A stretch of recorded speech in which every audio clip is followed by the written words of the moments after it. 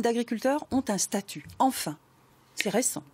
Oui, enfin, moi, quand j'ai commencé à sillonner la région pour la chaîne, il y a 25 ans, c'est vrai que souvent, j'étais confronté à ça, des femmes qui voulaient, par exemple, je me rappelle de Nadine Garino dans l'Ubaye, elle voulait tanner les peaux des moutons, son mari était berger, et on lui disait, il faut s'installer comme commerçante. Il n'y avait pas de statut, elle ne pouvait pas prendre des initiatives. Aujourd'hui, ça y est, oui, ça existe, elles sont reconnues. Très bien. Alors, autre manière de faire de l'agriculture pour ces femmes qui sont reconnues, qui ont un statut aujourd'hui, c'est de travailler avec des chercheurs.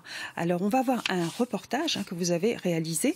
Les femmes se mobilisent entre elles, mutualisent leurs moyens à l'aide de conseils de chercheurs. Regardez. À Risoul, Virginie Romette cueille et transforme des fruits et des plantes sauvages.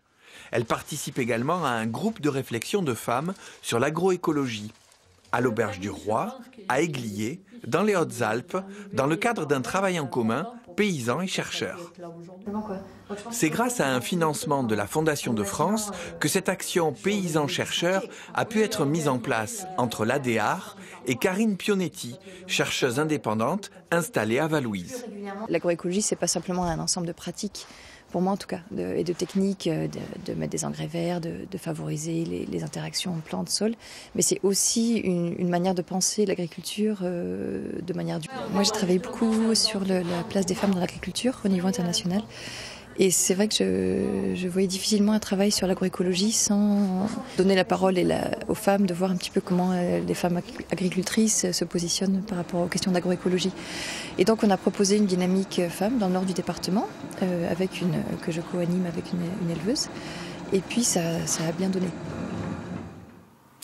Alors, ce dispositif, c'est paysans-chercheurs, qui existe, qui est courant, je crois, dans les pays anglo-saxons et qui arrive petit à petit dans la région. Oui, France. Là, en fait, c'est dû principalement à la personnalité de Karine Pionetti, parce que elle a travaillé avec l'université de Coventry en Grande-Bretagne, qui est une université à la pointe au niveau de l'agroécologie. On rappelle, agroécologie, on trouve le mot agriculture et le mot écologie. Donc, c'est une forme d'agriculture qui va respecter l'écologie.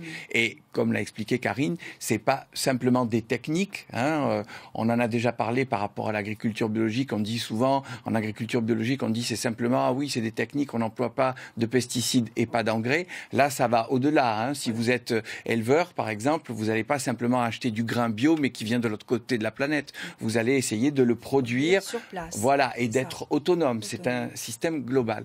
Et donc là, parce que Karine a travaillé à l'étranger, en Afrique ou en Inde, c'est vrai que les genres sont plus différenciés, les rôles des hommes, les rôles des femmes sont bien précis, distincts.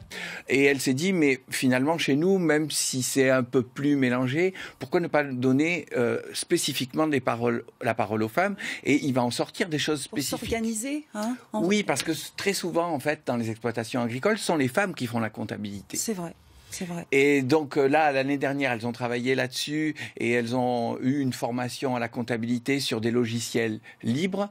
Alors ça, c'est expliqué un peu plus en détail dans l'émission, puisque c'est un extrait de Prioritaire qui est passé ce week-end. Vous pouvez le voir sur le site de l'émission. Et cette année, elles sont en train de réfléchir à la mutualisation du travail. On a vu Virginie Romette qui cueille du cynorhodon, du gratte-cul. Quand elle fait une tarte. Voilà, c'est très riche en vitamine C. Ça, c'est en plein hiver, à un moment où, par exemple, les éleveurs de chèvres, les chèvres sont en gestation, il n'y a pas à les traire, donc du coup, elles sont un peu plus disponibles et elles peuvent aller aider leurs copines. Vous voyez, et donc ça, ce sont de nouvelles solidarités, de nouvelles façons de travailler qui, petit à petit, se mettent en place et permettent d'alléger la tâche. Voilà, parce que sinon, les femmes paysans, elles sont obligées de travailler ailleurs pour nourrir la famille quand l'exploitation n'est pas suffisante. C'est souvent le ce qui cas. se passe. Merci beaucoup. Donc, vive l'agroécologie. Et vive oui, les on femmes en reparlera vendredi. La semaine prochaine, j'allais le dire. Oui. Vendredi, puisque le week-end prochain, j'ai fait une autre émission sur agroécologie et fromage de terroir. Voilà, on y